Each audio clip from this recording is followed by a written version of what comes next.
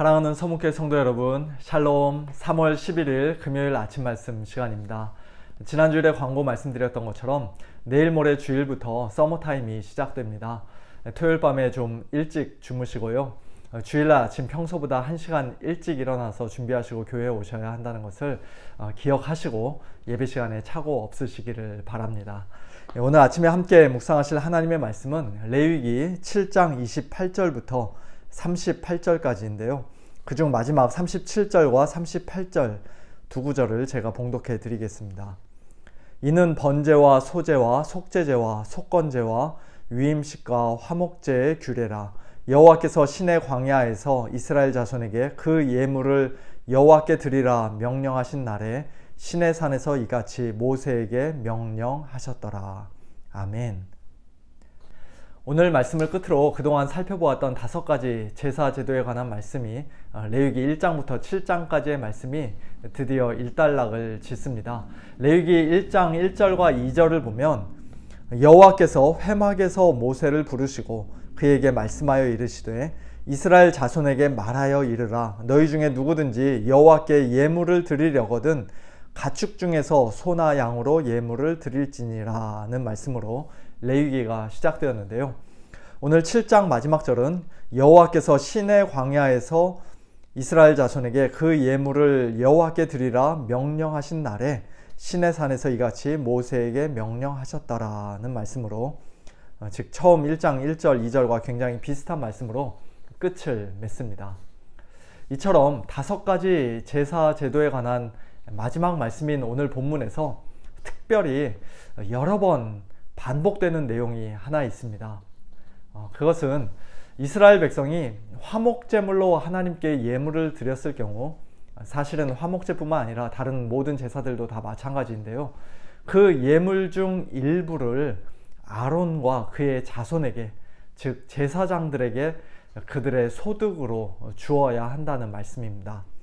31절, 가슴은, 제물로 드린 그 고기의 가슴은 아론과 그의 자손에게 돌릴 것이며, 32절, 또 너희는 그 화목제물의 오른쪽 뒷다리를 제사장에게 주어. 33절, 아론의 자손 중에서 화목제물의 피와 기름을 드리는 자는 그 오른쪽 뒷다리를 자기의 소득으로 삼을 것이니라. 34절, 내가 이스라엘 자손의 화목제물 중에서 그 흔든 가슴과 든 뒷다리를 가져다가 제사장 아론과 그의 자손에게 주었나니 이는 이스라엘 자손에게서 받을 영원한 소득이니라. 35절, 이는 여호와의 화제물 중에서 아론에게 돌릴 것과 그의 아들들에게 돌릴 것이니. 36절, 여호와께서 명령하사 이스라엘 자손 중에서 그들에게 돌리게 하신 것이라. 대대로 영원히 받을 소득이니라. 비슷한 말씀이 계속해서 반복되고 있는 것을 우리가 볼 수 있습니다. 이와 같은 말씀은 하나님께서 레위기에 와서 처음 하신 것이 아니라 이미 출애굽기 29장에서부터 하셨고, 또 그 뒤로 민수기와 신명기 그리고 여호수아에서도 여러 번 반복해서 말씀하셨습니다. 출애굽기 29장 28절, 이는 이스라엘 자손이 아론과 그의 자손에게 돌릴 영원한 분깃이요 거제물이니 곧 이스라엘 자손이 화목제 제물 중에서 취한 거제물로서 여호와께 드리는 거제물이니라. 또 신명기 10장에서는 이렇게 말씀합니다. 그때 여호와께서 레위 지파를 구별하여 여호와의 언약궤를 매게 하며 여호와 앞에 서서 그를 섬기며 또 여호와의 이름으로 축복하게 하셨으니 그 일은 오늘까지 이르느니라. 그러므로 레위는 그의 형제 중에 분깃이 없으며 기업이 없고 내 하나님 여호와께서 그에게 말씀하신 같이 여호와가 그의 기업이시니라. 신명기 18장 1절에서도 레위 사람 제사장과 레위의 온 지파는 이스라엘 중에 분깃도 없고 기업도 없을지니 그들은 여호와의 화제물과 그 기업을 먹을 것이라고 말씀합니다. 이스라엘 백성들 중에서 자기의 분깃과 기업을, 자기 땅을 따로 분배받지 못하고 오직 하나님을 섬기는 일을 위해 전적으로 구별된 레위 지파와 제사장들에게 하나님께서는 내가 친히 너희들의 기업이 되어주겠다, 내가 너희들에게 먹을 것을 영원히 공급해 주겠다라고 약속해 주셨습니다. 생계 걱정하지 말고, 식구들 어떻게 먹여 살려야 하나, 자녀들 어떻게 공부시켜야 하나 걱정하지 말고 전적으로 하나님만 의지하고 하나님만 온전히 섬기라는 것이죠. 비록 백성들이 하나님께 드린 제사 제물 중 일부를 아론과 그의 자손에게, 제사장들에게 주는 것이지만, 그러나 그렇다고 해서 백성들이 그 제사장들을 또는 레위인들을 먹여 살리는 것이 아닙니다. 하나님께서 친히 먹을 것을 그들에게 공급해 주시는 것이에요. 그것이 왜 중요한가 하면, 만일 백성들이 제사장들이나 또 레위인들을 직접 구제하고 먹여 살리는 것이라고 한다면, 그 사역자들은 제사장의 직무를 감당하거나 성소에서 섬길 때 어쩔 수 없이 백성들의 눈치를 볼 수밖에 없을 것이기 때문입니다.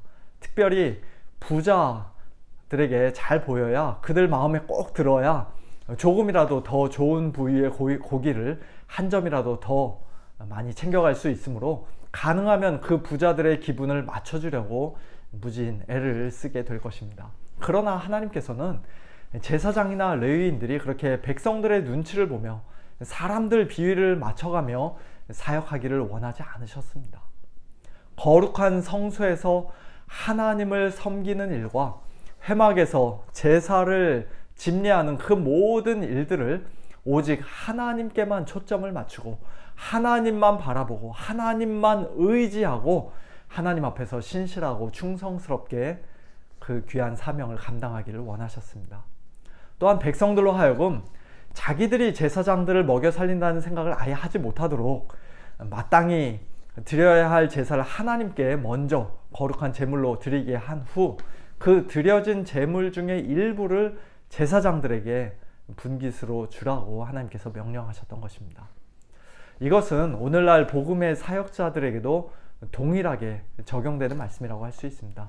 비록 오늘날 교회의 목회자들이 구약시대의 제사장이나 레위인들은 아닐지라도, 사도 바울은 고린도전서 9장에서 구약시대의 제사장들과 레위인들의 예를 들면서 특별히 예수님의 말씀을 인용하면서 이렇게 말씀합니다.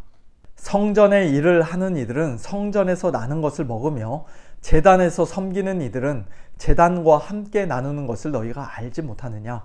이와 같이 주께서도 복음 전하는 자들이 복음으로 말미암아 살리라 명하셨느니라. 이 말씀은 복음 사역자들의 생계를 하나님께서 친히 책임져 주시겠다는 약속이기도 하지만, 동시에 교회 공동체가 복음 사역자들의 생계를 돕고 함께 짐을 져야 한다는 명령이기도 합니다. 갈라디아서 6장에서는 가르침을 받는 자는 말씀을 가르치는 자와 모든 좋은 것을 함께 하라고도 말씀하십니다. 여기서 말씀하는 그 모든 좋은 것에는 교회의 재정적인 지원도 당연히 포함되어 있는 것입니다. 내가 내는 헌금으로 우리 교회 목사님들, 전도사님들 먹여 살린다, 그런 식으로 생각하며 생색내시는 성도님들, 또는 그것을 부담스러워하거나 못마땅해 하시는 성도님들은 우리 교회에 단 한 분도 안 계실 줄로 믿습니다. 빌립보서 4장 18절 말씀과 같이 저와 여러분이 하나님께 드린 헌금은 그 자체로 이미 하나님께서 받으실 만한 향기로운 제물이요 하나님을 기쁘시게 하는 것이에요. 하나님께서 기쁘시게 받으신 것 중에 일부를 하나님께서 친히 복음의 사역자들에게 나눠주시는 것입니다. 그러므로 사례비가 얼마가 되든지 간에 교회에서 책정해 주신 대로 받으며 생활하는 우리 목회자들은 그 모든 것을 하나님께서 공급해 주시는 것으로 알고 사람들 눈치 보지 말고 오직 하나님 앞에서 충성해야 합니다. 연말에 우리 세 분의 신무 장로님들께서 예결산 위원회로 모여 저희 목회자들 내년도 사례비를 책정하실 때 저는 그 자리에 일부러 참석하지 않는데요, 장로님들이 논의하며 정하신 것을 연말 재직회와 공동의회 때 우리 성도님들 앞에서 발표하고 통과가 되면 저희 사역자들은 아무 불평 불만 없이 그저 감사함으로 받습니다. 저희들은 사례비를 책정하시는 장로님들에게 평소에 잘 보이려고 애쓰지 않습니다. 일반 회사나 직장 다니시는 분들처럼, 우리 성도님들의 자녀들이나 손주들처럼 저희들은 소위 연봉 협상이라는 것을 해본 적도 없고 할 줄도 모릅니다. 더 많은 사례주는 교회로 이리저리 옮겨 다니지도 않습니다. 또한 그 받은 사례비 중에서 정말 최선을 다해 하나님께 기쁨으로 11조를 드리고 또 각종 헌금을 드립니다. 저는 우리 교회의 모든 목회자들이 그런 마음 자세와 태도로 주님을 섬기며 사역하고 있는 것이 얼마나 감사한지 모르겠습니다.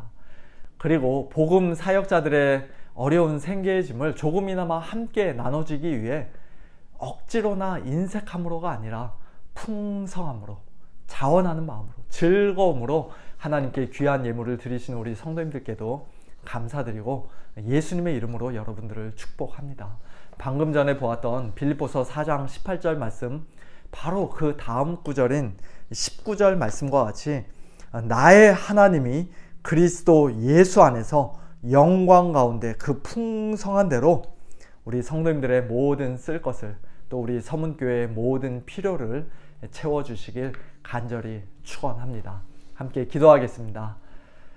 하나님 아버지, 감사합니다. 저희들 하나님의 백성으로서 하나님의 나라와 영광을 위해 이 땅에서 살아가는 데 필요한 모든 것들도 다 하나님께서 은혜로 저희들에게 공급해 주시는 것이지만, 그러나 특별히 복음의 사역자로 부르심을 받고 세우심을 입은 저희 목회자들을 하나님께서 신실하게 입히시고 먹이시고 오늘까지 인도해 주신 그 크신 은혜에 감사를 드립니다. 하나님 아버지, 저희 목회자들이 참 이 세상적인 기준으로는 많은 것이 부족하고 연약하고 또 궁핍할지라도, 그러나 하나님께서 친히 저희들의 분깃이 되어 주시고 또 저희들을 가장 복되고 영광스러운 복음의 사역자로 불러주셨기에 맡겨주신 그 귀한 복음의 사명 기쁨으로 감당하며 살게 하시니 감사를 드립니다. 하나님 아버지, 우리 교회에 있는 우리 목회자들 뿐만 아니라 이 땅에 있는 모든 목회자들과 선교사님들, 참 주님께서 날마다 먹이시고 입히시고 또 필요한 모든 것들, 영육간에 필요한 모든 것들 신실하게 공급하여 주셔서 맡겨주신 그 귀한 복음의 사명 더욱더 힘있게 감당하게 하시고, 또한 우리 서문교회가 복음의 사역자들을 재정적으로 돕고 후원하며 또 함께 짐을 나눠지는 일을 참 부담스럽게 생각하지 않고, 그 일에 마음이 좁아지지 않고 인색해지지 않고 오히려 큰 기쁨과 특권으로 여기는 그와 같은 건강한 교회, 성숙한 교회 될 수 있도록 하나님 아버지 은혜를 베풀어 주시옵소서. 우리 교회 몸과 마음이 연약한 우리 성도님들, 하나님께서 오늘도 찾아가 주시고 새 힘 공급해 주시고, 또 전쟁 가운데서 고통당하고 있는 우크라이나 백성들을 하나님 아버지 위로하여 주시며, 또 새로운 대통령을 뽑는 가운데서 여러 갈래로 마음이 나뉘고 상처받은 우리 대한민국 국민들의 마음을 하나님께서 만져주시고 속히 하나로 회복시켜 주시옵소서. 모든 것을 감사드리며 살아계신 예수님의 이름으로 기도하옵나이다. 아멘. 성도님들, 오늘 하루도 하나님의 은혜 가운데서 믿음으로 승리하시고요. 내일 모레 주일 예배 때 뵙도록 하겠습니다. 내일 아침에 새벽에 또 나오실 수 있는 분들은 새벽 기도 나오셔서 함께 말씀으로 은혜 받고 또 기도하면 좋겠습니다. 샬롬.